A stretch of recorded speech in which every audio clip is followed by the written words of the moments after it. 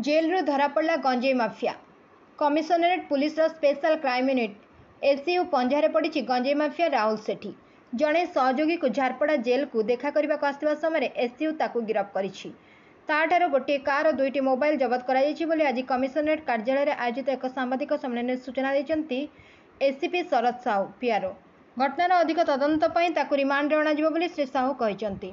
गत फेब्रुआरी 11 तारिख में गिरफ गंजेई माफिया राहुल सहयोगी को भेटा आसाला।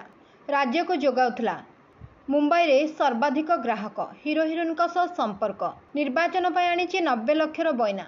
SU ADCP Sanjeev Satapathy 30 kilometre गोड़ागोड़े 3 अंतराज्य निशा बेपारी को धरते सेतेबेले गोड़ागोड़ी समय एक भिडियो जारी करथिला पुलिस।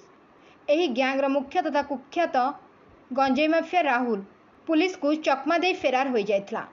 एही समय पुलिस जो 3 जन को धरते पुलिस सेमानंकठारु राहुल विषय जानिबाकु पाइथिला जे से 12टी राज्य को गंजेई जोगाउछि। राहुल विषय अधिक तदंत जानिबा पई 50 जन युवकों को नियुक्ति दिया जाइछि। Bureau report 51 news agency.